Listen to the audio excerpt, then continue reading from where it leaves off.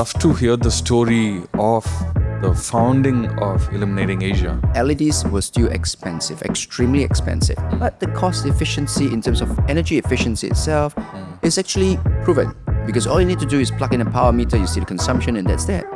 And we realized that, hey, why does all the professional experienced lighting companies, lighting suppliers, unable to advise clients why it is energy efficient? And that's how we started pretty much, right? By just demystifying the whole process that LED can or cannot save energy.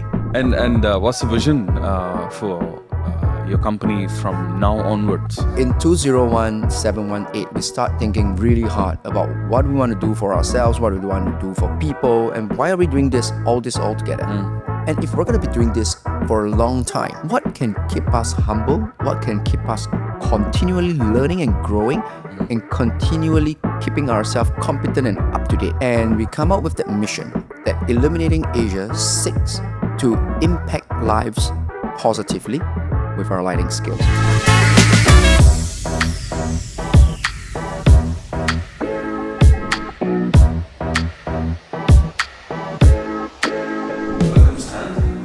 Stories. I'd love to hear the story of the founding of Illuminating Asia. Right. So things were simple then, right? The market is going through a change in terms of lighting from traditional light source to green energy efficient lighting. And that's when LED first came into the market. When I started this business, I was still a student, right? And I thought, hey. Which year was this? Huh? Which year? It's about 2009, Okay. 2010, some time back ago. Yeah. So anyway, there was a time where LEDs were still expensive, extremely expensive. But the cost efficiency in terms of energy efficiency itself is actually proven. Because all you need to do is plug in a power meter, you see the consumption, and that's that. And we realized that, hey, why does all the professional experienced lighting companies, lighting suppliers, unable to advise clients why it is energy efficient? And that's how we started pretty much, right? By just demystifying the whole process that LED can or cannot save energy. So along which then we realized that, hey, it's not a product that we're just selling or peddling. We're actually providing a lot of advisory to letting client understand how lighting, when we first started, how lighting actually saves energy. Next up, then we moved on to how we can optimize different kinds of lighting in terms of layout, reducing the points and things like that to make it even more comprehensive, more energy efficient. And that was the time when building starts to really go into this craze of energy efficient productivity and everything else. So that's that. As we realized that we're providing more advisory and thereafter selecting products and shortlisting the specifications, that we saw ourselves as more of a consultant rather than just a supplier or just as a trading company. So along which in 2014, we rebrand ourselves as a consultant. Okay. And we start to do what really a consultant does, which is, of course, to go for competitions, to take on challenging lighting projects, to go into both design, engineering, and technology. So technology and engineering pretty much revolves around lighting products still at that stage. But as we picked up the design, we realized that, hey, there's a gap in the market. There's a lot of good design firms that are unaware of what kind of lighting products are available for them to achieve the aesthetics that they need. And that was, of course, 10, 15 years ago, right? So as of now, we've become a full-fledged consultant with lots of awards under our belt, right? Actually, all those awards doesn't mean too much like of what we do and what we have been through. It's more of a beacon, a checkpoint for us to let us know that, hey, we're developing a certain methodology in applying lighting consultancy that gets us not only the projects, but gets the project the prominence that it requires. And that prominence is not just about energy efficiency anymore. It goes into really aesthetic. It goes into the whole idea of sustainable architecture. Right? And thereafter, of course, technology comes in. That's in 2019. When the technology comes in, then the automation of the lighting starts to become I would say, the, the expansion of the lighting automation suddenly become mass market. Mass market meaning it becomes very affordable. It also means that there are a lot of simple applications, apps, I would say, that allows even end consumers to control their lightings without complicated, technically challenging lighting systems that, well, every building used to have, and they still have it.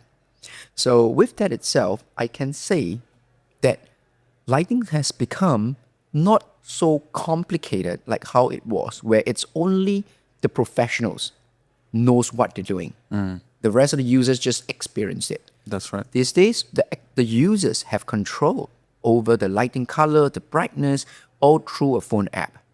And that's where we see how technology plays a stronger role or a greater emphasis in how it directs the lighting design, the lighting application, and importantly, what the end user would feel as they have as they move into the future. So this whole founding story is Singapore. Yes, And it's all Singapore. how many countries currently do you have? Like, have you worked so far? Wow, quite a lot. When I first came into the market doing this thing that we're doing, we have clients from UAE coming to Singapore, coming to a little home office. Yeah, that I set mean, up. Singapore is very suitable like that. I mean, it's such a beautiful city, sustainability, and even all these lighting integration and all of that. I was there 2 years ago, and it's incredible how, and it suits, from the place you come from, it perfectly suits the work you do. I would say it's as of LED lighting itself, it really considers more. It really is more of a slightly higher value kind of manufacturing and higher value kind of product. Yes, things are affordable today, but in comparison to a traditional light source, LED lighting is still fair. It's still more expensive. Okay. Right. So that's it. We then look into how LED is created. So as of now, it has become more efficient, it's more productive, the function is better, the efficacy is much higher, right? And it all comes back to where we are again. I mean, Singapore is a hub. It's a hub where we see the latest technology happening around the Asia region, right? And we see how it applies not only to the eastern part of the world, but the western part of the world as well in Singapore. So having different engineering companies, multinational engineering companies coming to Singapore, it gives us that space to think and to see how small little things can become big. Absolutely. And yeah, right, for lighting itself, so that's when we first started. People coming from, we have a client from UAE, and that really shocked me. That was many years back because we've never marketed ourselves outside of Singapore. But of course, as of today, answering your question, we're in quite a lot of countries from Indonesia to Malaysia to Thailand, Brunei, China, Japan, right? And right now we're starting in the Gulf region, in Saudi, in Dubai, in UAE. So yeah, end of the day, we realized that the lighting consultancy part of things does not need to be for us to only do this work in Singapore. It is cross-border. It is a technique. It is a know-how that starts off from the mind, the strategic planning, overall discussion with the client, which can be done offline, remotely, anywhere. Got it. So that's that. And what's the story behind the name Illuminating Asia? Oh, okay. So many people ask that, right? So when I first started the company, I didn't want the company to just be a Singapore company. I wanted it to be big enough that challenges me to keep improving. And so that's where the Asia comes about, because I thought, okay, if we can light up the whole Asia, I would probably be really busy. But importantly is with the entire Asia that we're setting our sights on, it challenges us to be humble. It challenges us to keep improving. It also challenges us to mix and learn from everybody from different countries, wherever you are in, and to absorb or to learn the latest know-how from everyone to make our work even more comprehensive, more, I would say, value add to our clients. So yeah, that's the whole idea actually. Of course, we can say illuminating the world, right? But the world seems to be complicated. So I said, okay, let's start with Asia. If you conquer Asia, you probably can conquer the world. Yeah. And what's the vision for your company from now onwards? Right. In 201718, we start thinking really hard about what we want to do for ourselves, what we want to do for people, and why are we doing all together? And if we're going to be doing this for a long time, what can keep us humble? What can keep us continually learning and growing and continually keeping ourselves competent and up to date?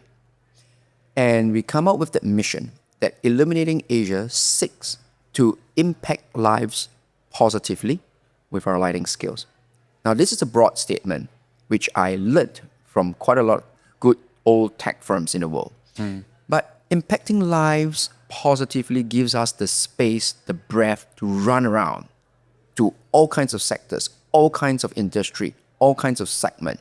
We can be in industrial, we can be in hospitality, we can be in healthcare, we can be in residential, commercial, anywhere. Now, the fact is, right now, whatever lighting techniques that we apply, whatever design thought process that we have in mind, it will start to only be centric around people. And this is what buildings are built for, isn't it? It's built for people. It's never been built for just personal glory. Absolutely. So with that itself, we found a new purpose in an energy that is so positive and it's so pure because it's just about impacting lives positively. And then it is. Well, everything that you've told is incredible. The story, how you started off while you were still in college, and how you summed it up by saying buildings are built for people and not just for... So it's all energy that you pick up things from. I wish you the best, Stan, for your business in the Gulf. And we will continue to track your story. Thank you so much, Ravi. Thank you for being here with us. Sure. Thank you so much, Ravi, and thank you for inviting us to this amazing event. Right? We've seen how very prominent architecture firms, leaders, thought leaders in the industry, the developers are all coming together, and I think it's an amazing, very amazing, positive energy that we're seeing in these events that you're doing, and this GBB that you help pull all these people together. I think it's a big feat. It's a very tremendous, challenging feat to achieve, and I can only say kudos to the team. Right? Absolutely. It's amazing. Absolutely. Right. I mean, it's a team and they make you work. I'm glad that you have enjoyed it, and we'll continue to talk, Stan. Thank you so much. Thank you so much.